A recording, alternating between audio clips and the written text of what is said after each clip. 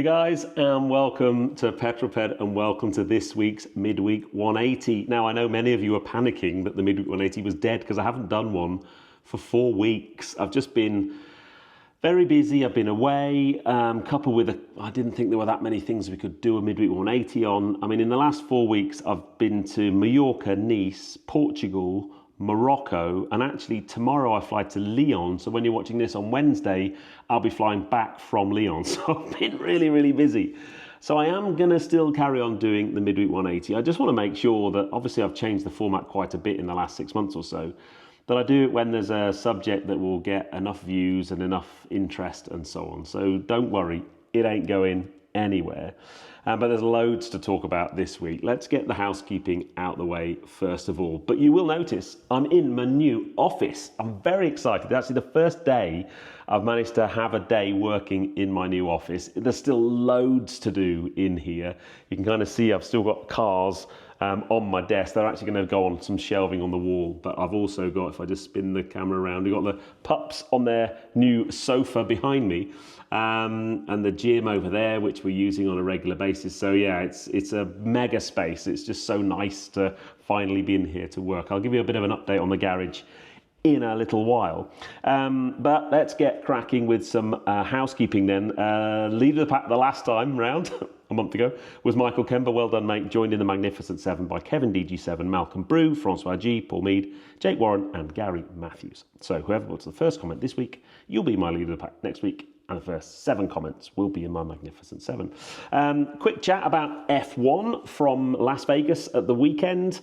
Massive congrats to Mercedes. They had a very strong car. It was great to see George Russell win. I was obviously a McLaren fan, a bit disappointed at the performance of the McLarens and the general outcome, but you've got to say congratulations to Max Verstappen becoming world champion for the 3rd year in succession. All right, I know it's 4 years. I just wanted to see how many of you quickly dived into the comments. So yeah, I guess if you're a Lewis fan, it's 3 years. If you're a Max fan, it's definitely 4. I know it's 4. I'm just messing with you. I did exactly the same on the internet and got many people to bite. But yeah, well done, Max. It was great. And I know we've got a couple of races left in the season, but I guess all eyes will be on next year now. Anyway, the subject I want to talk to you about this week.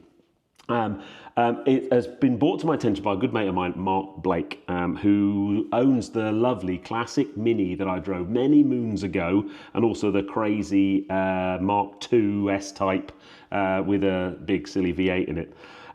But he brought to my attention, now, we are living in a world where we are trying to reduce the use of plastic. And over the last 10 years or so, we've seen lots of things, whether that's getting rid of plastic carrier bags at supermarkets, or plastic drinking straws, or just the general amount of plastic in food packaging.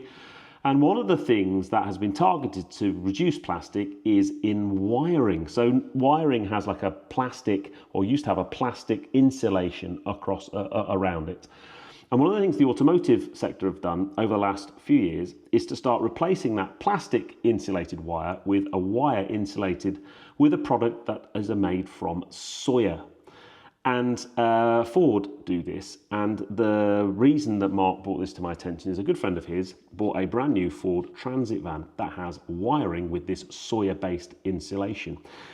He'd had it less than a week. He'd done only a couple of 100 miles in it, and the wiring loom was eaten overnight by foxes and totally destroyed the wiring loom.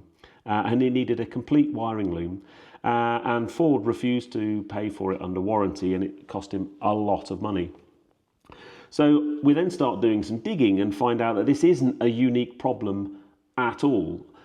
First up, there's plenty of forums on Facebook and Reddit and other things where people are sharing their horror stories, whether it's a fox or a rodent eating and nibbling wiring looms, and whether that's just a small nibble and a few £100 or a really big one where you basically need a new wiring loom and it's thousands and thousands of pounds.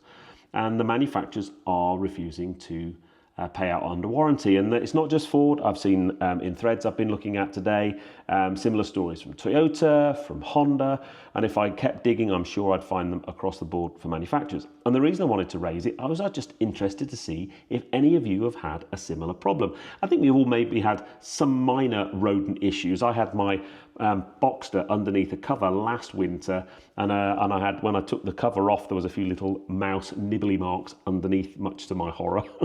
But it's really interesting. This soy-based wiring seems to attract rodents and things that maybe it has a smell, or they just know it's going to taste nicer than plastic. The manufacturers say that's not the case. They refute the fact that that people say it's soy-based, so it's more attractive to rodents. But I'd love to know what your thoughts are, because it's clearly not a great thing. And the thumbnail of this video is the steps that Mark's mate has gone to protect his transit van from being nibbled at by foxes overnight, which is pretty extreme, really. Anyway, moving on, TWR Supercat video. I dropped that last Wednesday instead of a midweek 180. And it's just really disappointing. I worked with Pat from the podcast and his production company Talkmore and Michelin to make that video. We really threw a lot at it, very high production values, and I'm so proud of what we made. But the really interesting thing about videos like that is it had an embargo. We made it a couple of weeks before the embargo lifted. And I knew that Top Gear had done a video with the car, and that their embargo was a couple of days before mine. But I wasn't aware that there were any other, or I think I knew Harry had done a video which dropped actually yesterday. So when the embargo lifted at 8 o'clock on Wednesday last week, I didn't drop my video until my normal time of 6 o'clock, because I didn't think there were that many videos out there. Normally, if you go on a press event and there's 10 different video outlets, you drop it on the embargo, otherwise you just get left behind. And it was a mistake, really. I'd had a couple of videos where I dropped them early on, an early morning embargo, and they're just not done very well. Alpine A290 was a good example of that. So I thought, no, I'm gonna hold my guns. I'll wait till my 6 o'clock when I normally drop videos. And it didn't get a great lift off in the first few hours, which is so important for the algorithm. So it's picked up a little bit now. A massive thanks to Misha. He messaged me over the weekend and said, you want to change the title, change the thumbnail, see if that makes any difference. It has done a little bit. But if you haven't watched that video, I'll put a link in the description, a link just up above. And if you watch it, and hopefully you'll like it and find it interesting and maybe share it, that would be amazing. I've been playing today in my office. Scalextric sent me out an amazing Scalextric set. Now, I loved Scalextrics when I was a kid. I must have had a Scalextric set probably for my maybe 7th birthday, I think. My brothers bought it for me, and I'm pretty sure they bought it so that they could race their cars on my Scalextric set.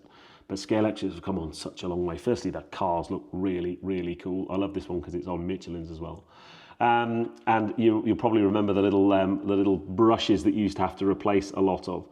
But the cool thing about these sets now is they're digital, so you can actually run on the set I've got up to 6 cars, because they've all got digitally coded controllers. There's an app you can download. You can set tyre wear, fuel, weather.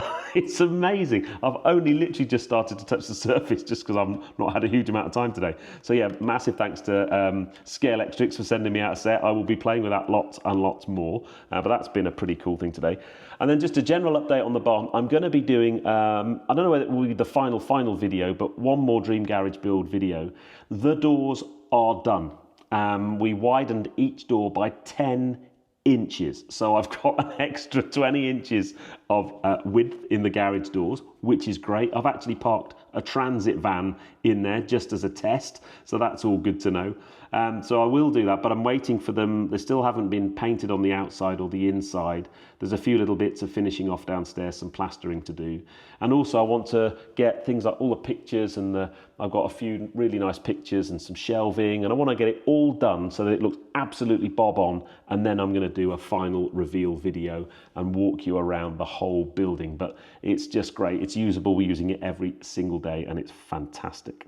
And then last but not least, this Friday's video is the new Toyota Land Cruiser. Now, I was in Morocco last week with Toyota to film this, and they enabled me to bring a videographer with me. So I brought my good mate AJ, who He did the Alfa Romeo Junior studio shoot video and also the Hyper Racer film with me, and he's just so talented and so creative. And we had the most incredible day up in the Atlas Mountains in Morocco. We flew into Fez, and then we drove out to a hotel and then went from there. We did about 250 kilometers in a day, the vast majority of which was off-road, and at times some pretty gnarly off-road as well.